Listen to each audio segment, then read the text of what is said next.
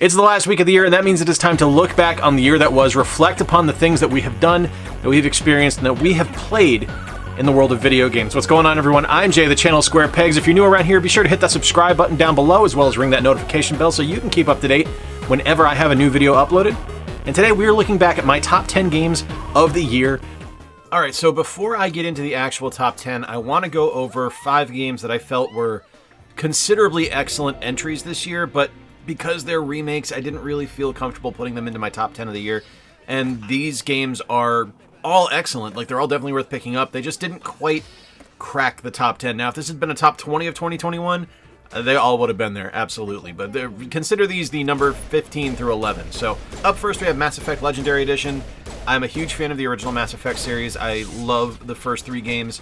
And I think this is an excellent collection to add because, you know, upgrading everything visually and having it all in one spot, you know, kind of one-stop shopping like the, you know, old Mass Effect Trilogy collection that came out is really nice. Next up, Mario Party Superstars. And this one surprised me because I am not a Mario Party fan. This one takes the best of what made Mario Party great and puts it all into one cart. And it's just a super amount of fun to play. The games are all really well made. The boards look great. It's really a nice throwback to the N64 era. Next up, Tony Hawk Pro Skater 1 and 2 Remastered, which I loved. Absolutely enthralled with this game. I think it is fantastic. I have it on my Xbox Series X, and it just plays so beautifully and so smoothly and looks great, and it's just a classic throwback to a wonderful sports series. Next up, Tetris Effect Connected, which released on Game Pass this year for the Xbox.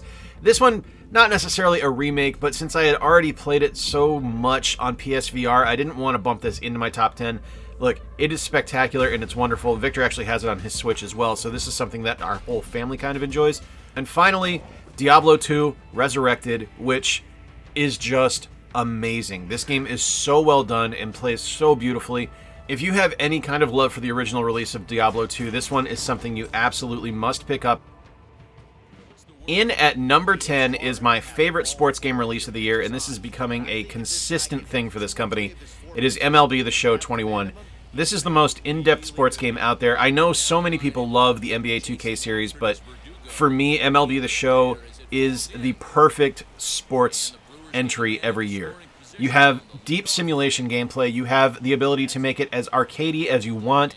There are fun modes like Home Run Derby, and the Road to the Show mode, where you actually get to create your player and rise through the minor leagues up to the majors, is just captivating every year. It always works. It's always fun.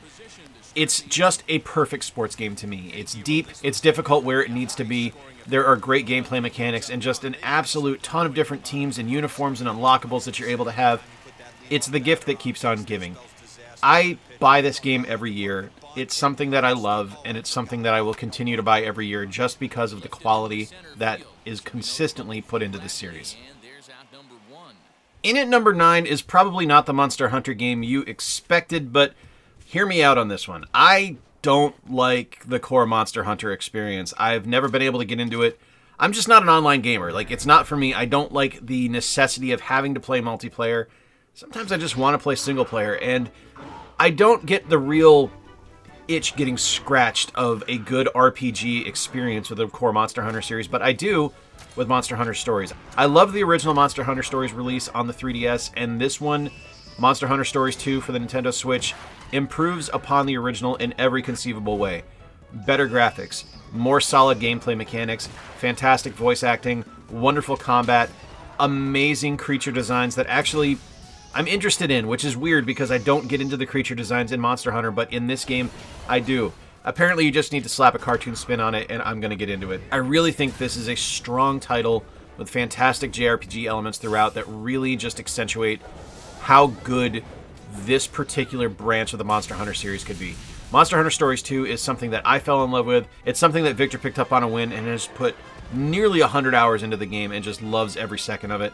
It's the kind of game that if you give it a shot and you enjoy JRPGs, I think you will fall in love with it. I think one of the unsung heroes from Square Enix's IP collection is the Bravely Default series, and Bravely Default 2, which released this year on the Nintendo Switch, does so much that the original did well, and just makes it so much better than what the original did. I loved the original. I think the original was one of the strongest games released on the original DS, and I think that this game here, Bravely Default 2, unfortunately got kind of lost in the shuffle this year which really sucks because there's so much that this game does well. Let's start. You have amazing characters throughout. You have fantastic voice acting for each character. This feels like a classic Final Fantasy game. Like, to me, this feels like what would have happened had Square kept developing exclusively for Nintendo rather than branching off to Sony with the Final Fantasy series. Like, it feels like the natural progression of Final Fantasy VI universe because the character designs feel so similar. It's got really strong combat. It's got wonderful mechanics throughout. I love this series and I love this game. Bravely Default 2 is a fantastic entry, a truly wonderful continuation of the series. This game right here is wonderful. You should absolutely check it out and pick this one up. All right, in at number 7 is a game that has absolutely blown my mind in the short time I have been able to play it. This is Loop Hero. Loop Hero recently released on the Nintendo Switch, and let me tell you, this is a game that is tailor-made for the console. Now, visually, yeah, it might not be the most stunning game, and from a base perspective, just looking at what the mechanics are, it's incredibly simple. Your character just walks around in a loop, but the underlying story here, where it is a situation where every time that you return to camp and go back out into the world, it has changed because your memories don't remain, and you are trying to reimagine what the world actually was before this cataclysm happened, is fantastic. There's a really creative card management system where you're actually able to build the world around you as you continue on the loops. You have different equipment that you're going to collect for each enemy that you defeat, and it's kind of a pick your poison thing. So you're going to be placing things around the world that are going to impact your exploration of what you're experiencing. When you go back to camp, you're going to be able to rebuild the camp and bring more human settlements in and be able to unlock different classes to play as. This game is ridiculously deep and is just so intriguing to me and so much fun to play. I can't believe that this game is as cheap as it is. This is an under $25 game. It is unbelievably deep. It is so much fun to play.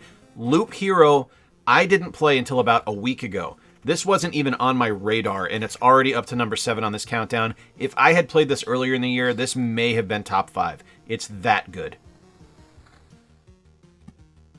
In at number 6 is Guardians of the Galaxy, and I have to be honest with you, when this got announced, I had zero interest in it.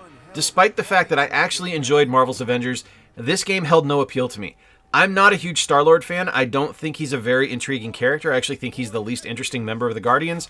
And to have a game where you only play as Star-Lord didn't really do anything for me. I wanted to play as Rocket. I wanted to play as Groot. I wanted to play as Drax. I wanted to play as Gamora. I didn't want to play as Star-Lord. But what has happened with this title and what Square has been able to pull out of it is nothing short of miraculous. It takes so many great gameplay elements, slaps them together, and just makes a truly polished, exciting, and fun game that really gets the spirit of the characters and this little corner of the Marvel Universe. The humor is ever present. The character designs, which I did not like when I first saw the stills of the game, really grew on me as I played it more. And I think there is something absolutely magical about the huddle up mechanic where you pump up the rest of the team and you actually get to play 80s music afterwards to keep everyone's spirits up. I love the combat. I like that you're actually able to subtly control the different Guardians by having them do special attacks when their meters build up. There's really just so much to like here.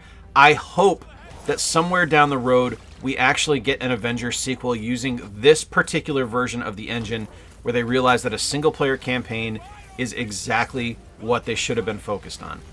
This game is magnificent. If you can find this for cheap, which you will be able to, I got the collector's edition for under $50. It is worth picking up. Guardians of the Galaxy is magnificent. If you had told me that at the start of the year, a game in my top 5 would have been from the Cruisin USA series, I would have said, you're crazy. There's no more Cruisin USA games ever coming out. And you'd have been right, because Cruisin Blast is so good. I am a junkie for the Cruisin series. I used to go up to the Super Walmart in Cape Coral, Florida with my buddy David and drop quarters into the Cruisin USA machine up there just to be able to play this game when it first released in arcades. And having this amazing arcade experience released on a home console, on the Switch, that I can take on the go and be able to play wherever I want, is just mind-blowing to me. Like, I had this on my trip out to Seattle, and I played it almost every day on the train. It's so good. The game is over the top and ostentatious with just huge explosions and magnificent visuals all over the place. The theme song, I love. I know it's ridiculous, but it's so much fun to listen to. The music in the game itself is really great. The sound effects are wonderful. There's awesome unlockables throughout. Like, you're actually able to like unlock different cars like you would expect in a cruising game, and there's different branching paths in each level. There's so much to love about Cruisin Blast. It's not something that I expected at the start of the year, but to be able to have a fantastic cruising experience on a home console is just, it's just so welcome in today's modern age. It's the type of game where you can pick up and play for 5 minutes, or you can pick up and play for 5 hours. It's that good. I love Cruisin Blast. It is my second favorite Switch game of the year, no joke. I have put so many hours into it. I absolutely love it. In at number 4 is Tales of Arise from Bandai Namco. And I've made mention of the Tales series in the past, that it is my favorite RPG series outside of the Suikoden series. And Tales of Arise is possibly the best entry yet. I am slow rolling this game. Like, I am not that far into it, because I know if I really just drill down and focus on this game, I'm not going to play anything else for the next like 3 months, because I'm just going to want to do everything in this game. But everything that I have experienced so far in this game is amazing. Fantastic visuals. Voice acting that I saw so many people complaining about the voice acting in reviews, and I've got to be honest with you, you're wrong. The voice acting is wonderful. It is ridiculously over the top in places, but it's wonderful. The characters have nuance and depth, and there's actually like emotion behind the things that they say, which you don't get in a lot of RPG games. It's just fantastically delivered by the actors. The animation system is wonderful. The combat has never been better in a Tales series. I love the different aspects of the special attacks, where you get these little cinematic scenes playing whenever you trigger one, but they're quick, so they're not distracting and just like take you out of the combat. There is so much balance that has been done to this game to make it stand head and shoulders above every other Tales series game that I cannot stress enough how wonderful it is. This is my favorite RPG release of the year. And I think if this had been any other year, this would have been my game of the year, hands down. It's just so good. Unfortunately, it ran into our top 3. In at number 3 is Metroid Dread. And I know for a lot of people, they were expecting this to be my game of the year. I've kind of joked about it being the game of the year on social media, but to me, there are just a few flaws in the game that knock it down a few pegs. And while they're not awful, they're not like things that take me out of the game entirely, there are minor frustrations that I've experienced where I just cannot put it above the top 2 games on my list. But let's talk about the positives for Metroid Dread. First off, it's a 2D Metroid game, and it looks incredible. I don't think the series has ever looked better. The animation sequences alone for Samus are probably the best that we have seen since Super Metroid. Like, they are fluid, and she actually feels like a real character running around as opposed to just kind of a construction. She feels like a character in a heavy robotic suit. The power-ups are wonderful. The combat throughout the game is mostly fantastic, with some mixed bag experiences when you have to deal with the quick time events with Emmy, which are actually my biggest issue with the game. And I think there are some uneven difficulty sections where the game can't decide if it's just going to be forgiving or if it's just going to be ridiculously over-the-top difficult, where you're pulling your hair out trying to get through a particular area. There's some balance here that I think Nintendo could have spent a little bit more time on, which, if I'm being hypercritical, are the things that are going to knock it down. If I wasn't being hypercritical, the game is nearly perfect. It's a fantastic entry into the Metroid series. I hope that this triggers more 2D Metroid games to be released down the road, because it's so wonderfully done and so wonderfully produced. I love Metroid Dread, my favorite Switch game of the year, hands down. In at number 2 is the best racing game of the year. And I'm actually going to dial that back a little bit. In at number 2 is the best driving game of the year. And that is Forza Horizon 5. Now, I've got this on Game Pass, and I enjoyed Forza Horizon 4. I thought it was a really well done game, but it didn't blow my mind. Like, I didn't sit down and go, wow, this is incredible. Forza Horizon 5 is that game. This is an unbelievable next-gen experience with dazzling visuals, fantastic music, wonderful sound effects. Like, this winning Best Sound Design at the Game Awards is 100% well-deserved, because it's just unbelievably well done and audio engineered and mixed. It's so damn good. but where the game sings is in the gameplay. This is the best driving experience I've ever had on a home console. It doesn't quite match up to experiences I've had on PC using like racing wheels and things like that, but for a home console using a controller, I've never had a better experience. There are so many events throughout the entire Horizon game that you are going to be able to find something that is tailor-made to the thing you want to play that day. Do you want to do a rally race? Go for it. Feel like just doing a standard track race against other competitors? Fine, do that as well. Want to do a drag race? You have that option. There's even photo mode where you're able to just go through and take photos. It's such a well done and deceptively deep game that I think people overlook it for just being yet another entry in the Forza series when you really should be looking at it as almost an RPG. It's almost a racing RPG. That's how deep this game is. Unbelievable unlockables, tons of cars that you're able to drive throughout, and just a nearly unbeatable experience as far as a next-gen game. But the number one game of the year for me, and the game that is just unbeatable, is Ratchet and Clank Rift Apart for the PlayStation 5. This is the game that got me to turn on my PS5 this year. I haven't played anything else on it except Ratchet and Clank. It is my favorite game of the year. So let's start just right from the top. This is the first truly next-gen experience I have had on either the Series X or the PS5. This feels new. This feels big. This feels important. It feels different than anything else I've played, while still being familiar enough to people who have played the Ratchet and Clank games in the past to be able to pick it up and enjoy it and want to keep going with it. The voice acting in the game is unmatched. The character designs are spectacular. The improvements visually are stunning. The technological aspects of the game are magnificent and kind of awe-inspiring when you sit and look at what the game is able to process and perform with the different riffs and jumping to different parts of the levels with zero loading times. It's absolutely mind-blowing. Like, there is so much that this game does under the hood before we even get to the gameplay that you have to look at this as just a technological masterpiece and just a testament to what Insomniac is able to do. Like, there's so much that this game does right. The characters are lovable. Like, this isn't just a case of, oh, this is a character with a dark, secluded past. No, every character is just pure and wholesome and wonderful. The game feels like what Nintendo should be producing every year. Insomniac just nails it. The gameplay is wonderful. The different weapons in the game are fantastic, although I will say not as imaginative as previous Ratchet and Clank entries.